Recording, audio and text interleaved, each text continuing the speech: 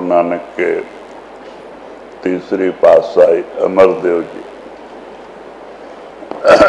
जिनको 70 साल में गुरु मिले। जब आप गुरु के पास गए फिर लौट के नहीं आए, 12 साल नदी से पानी ढोने का काम किया, जहाँ वहाँ मीठा पानी नहीं मिलता था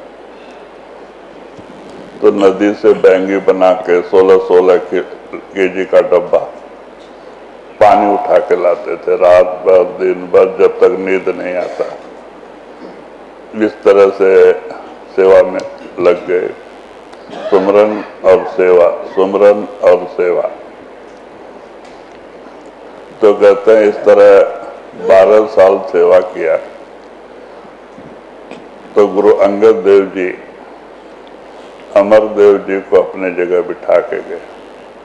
उस समय उनकी उम्र 84 के ऊपर थी। अमरदेव ही जी जो थे 108 बरस तक जिंदा रहे। काफी लंबा उन्होंने संत मत का प्रचार किया। फिर जब वो अपना गादी देना चाहे तब उन्होंने भी परीक्षा रखा, क्योंकि बहुत सारे लोग थे, परिवार के लोग, जो आशा लगा के बैठते हैं संत मत में परिवार से कोई मतलब नहीं। जो सिख लायक होता है, गुरमुख होता है, संत उसी को अपना स्थान देते हैं। तो उन्होंने परीक्षा लिया, क्योंकि 15-20 लोग प्रेमी लोग थे, पुराने लोग, जो अपने आप को और कुछ और समझते थे। तो उन्होंने सबको बगीचे में लेके गए।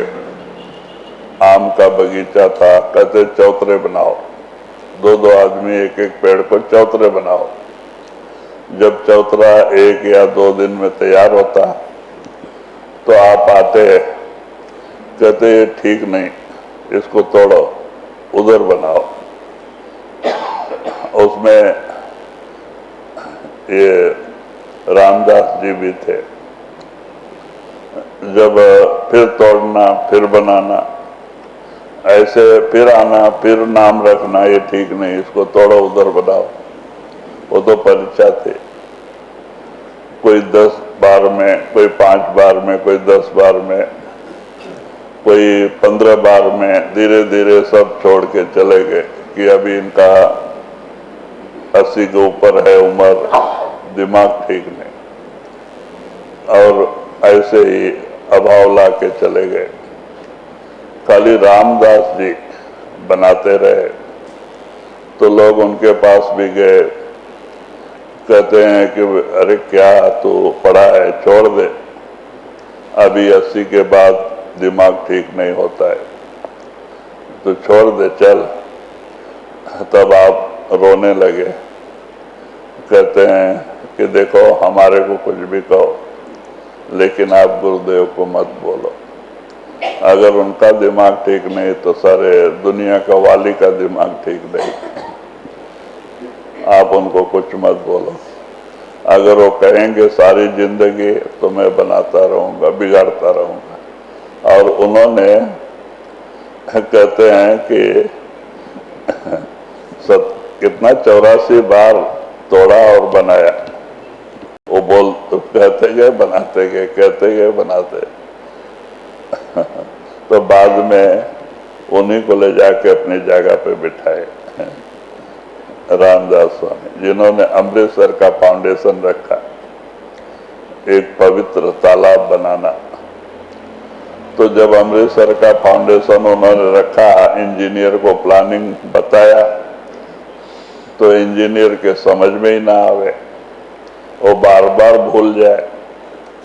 तो फिर महाराज ने, रामदास स्वामी ने उनको उपदेश दिया, और उपदेश देके उसकी रूह को पार ब्रह्म ले गए इंजीनियर के। और उसको वहाँ जो अमृतसर है अंदर पार ब्रह्म में, वो अमृतसर दिखाया। जब वो अंदर में इंजीनियर ने देख लिया तो देखा हुआ चीज फिर कभी भूलता नहीं। तब जाके वो प्लान से वो बनाया। ये जो अमृतसर बना है मंदिर, टेम्पल बीच में बनाया गया है, वो सब पार ब्रह्म का नकल है। तो इस तरह से रामदास जी ने उसका फाउंडेशन रखा, अर्जुन देव ने उसको पूरा किया। तो वहां पे बहुत सारे लोगों का कोढ़ दूर हो गया। एक तो खुद राजकुमार था, जो एक पुराना बेर का पेड़ था गेट के सामने ही, वहां ही उसकी गाड़ी छोड़ी थी वो। और बाजार में जाके, वो भी राजकुमारी ही थी, अभी उसका बड़ा कहानी है लेकिन बोले नहीं तो पूरा अर्थ नहीं होता। एक राजा की 3 लड़कियां थी पंजाब में। अच्छा बताओ। एक राजा के 3 लड़कियां थी। एक दिन राजा बड़े खुशी में बैठा था, तो उसने तीनों लड़कियों को बुलाया। वो पूछता है कि पहले बड़ी लड़की से पूछता है तू किसका खाती है, तो वो कहते महाराज आपका। तो राजा बड़ा खुश हो गया। फिर दूसरे को बुलाया, उसको पूछता है तू किसका खाती है, तो वो भी बोला महाराज आपका। जब तीसरे नंबर को बुलाया, वो थोड़ा भक्ति भाव में ख्याल रखती थी। जब तीसरे नंबर को बुलाया और बोला बेटी तू किसका खाती है, तो कहता मैं अपना खाती हूँ। मेरे विधि में जो कुछ लिखा है वो बाहर मिलता है, मैं अपना खाती हूँ, जो परमात्मा दिया है मैं खाती हूँ।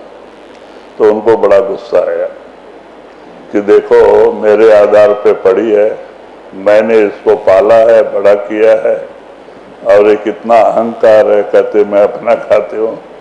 तो मन में राजा ने रख लिया। वो दोनों को कई अच्छे खानदान में राजा के घर में शादी किया। और जब तीसरे नंबर आया तो ब्राह्मण को बोला जाओ, राजकुमार ही रहे लेकिन या तो कुष्ठ व्याधि से घिरा हो या कोई बड़ी बीमारी हो, ऐसा कोई वर देख के आओ, लेकिन रहे राजकुमारी।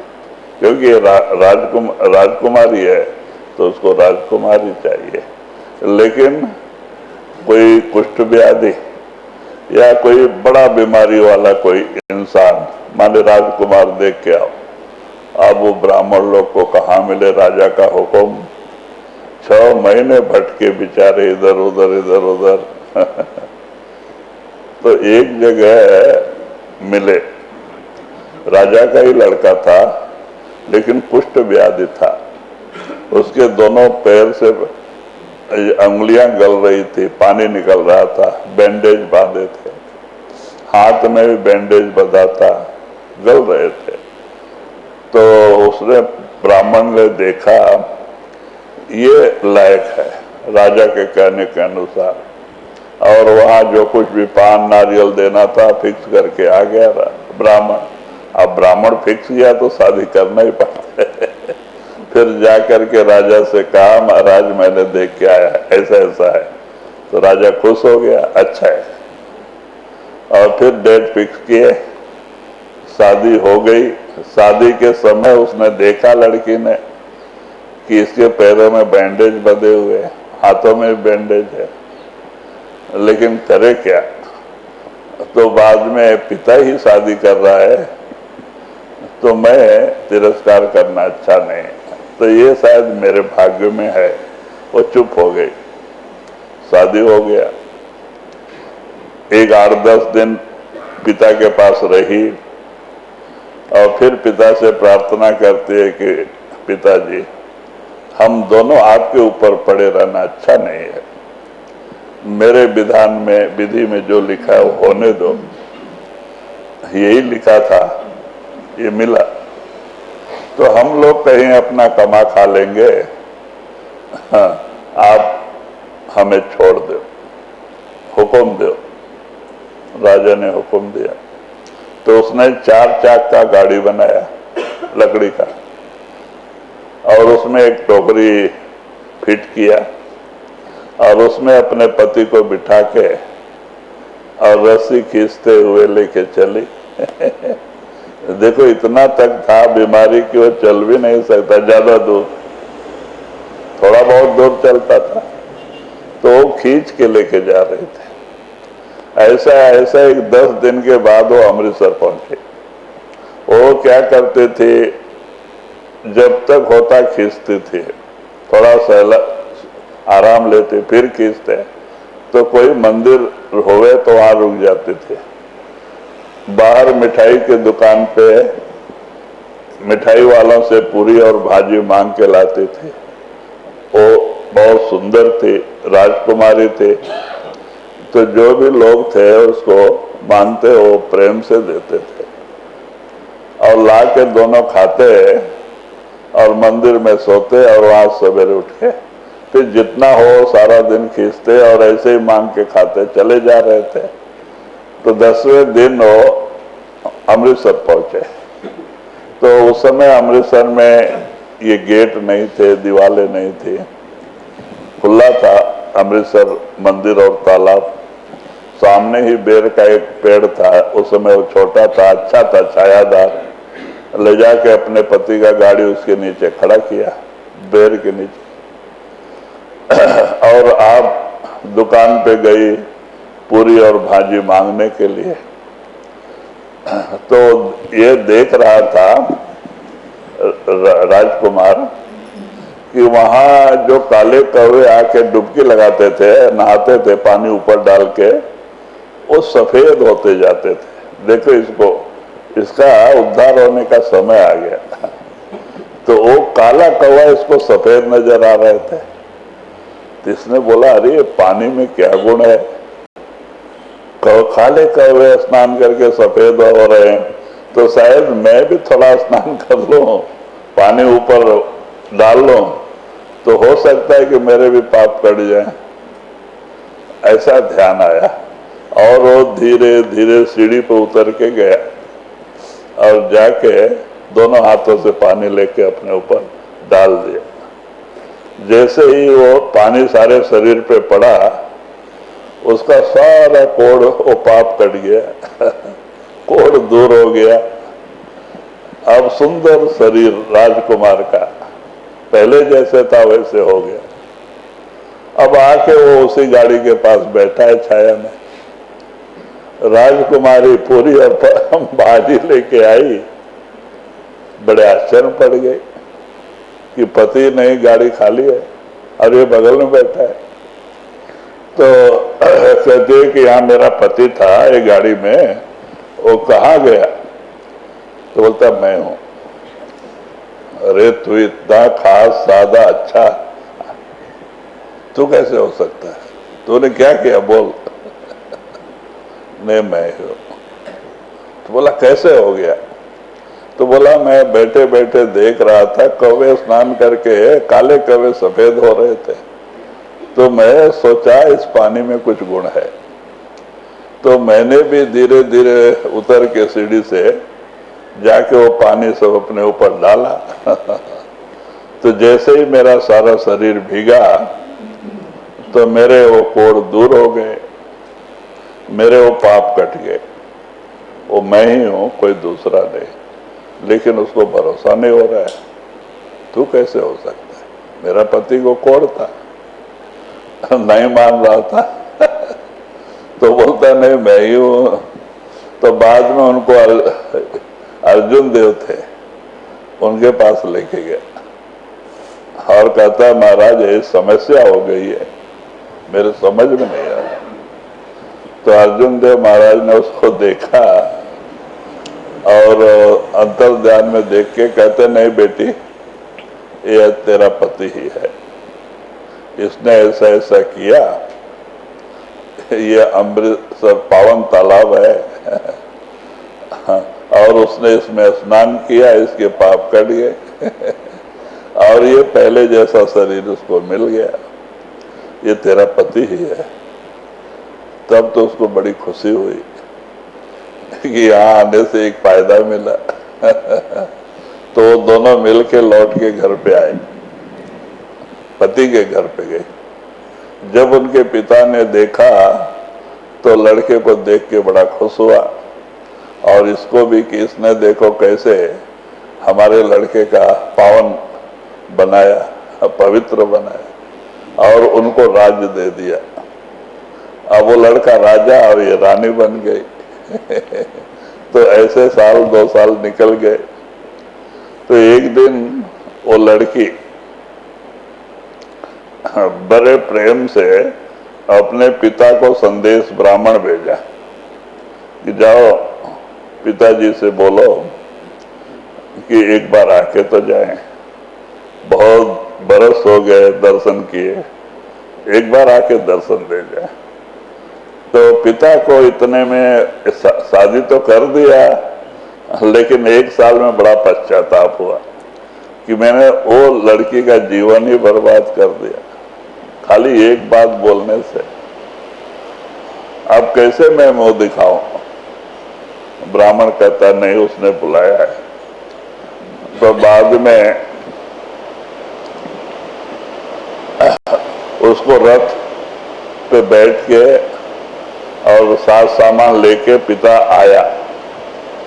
आया तो लड़की ने उसको बड़े प्रेम से अंदर लेके गई, सोने के पीठ पे बिठाया और उसका पैर धोया और चरणामृत लिया। तो उनके आंखों से पानी गिर रहा था। वो बोले बेटी, मैं तो तेरे जीवन को सत्यानाश किया और तू मेरा इस तरह सत्कार कर रही है। मुझे तो धिक्कार देना था मेरे जो कर्म को कि मैंने तेरे साथ कितना धोखा दिया। कहते नहीं, आप हमारे पिता हैं, पिता कभी भी बेटी को धोखा नहीं दे सकता है। वो मेरे भाग्य में था, ऐसा हो गया। आप कभी ऐसा मत सोचो, आपने जो कुछ किया हमारे भले के लिए करेंगे। तो उनको बड़ा दुख हुआ और 4-5 दिन रख के सेवा किया और फिर उनको भेजा। तो बाद में उनको पता चला कि बात सच है सब अपना खाते हैं। आज देखो उसके भाग्य कितने घूम गए, जो कि रानी थी अब रानी ही बनी मालिक ने उसे फिर दिया है। तो जब एक परिवार में एक बच्चा पैदा होता है तो वो उसका भी भाग्य के अनुसार मालिक उस परिवार में देता है, वो अपना खाता है। लेकिन अज्ञान वशात हम क्या करते हैं, मैं खिलाता हूं, मैं पालता हूं, मैं कहते नहीं भाई, सबको दाता रहा, देने वाला ऊपर बैठा है।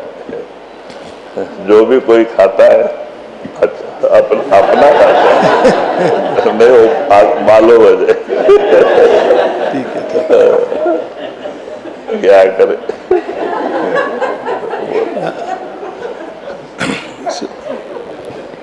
कहते हैं कोई कहानी नहीं है, ये बीती हुई वाकया है, इसीलिए आज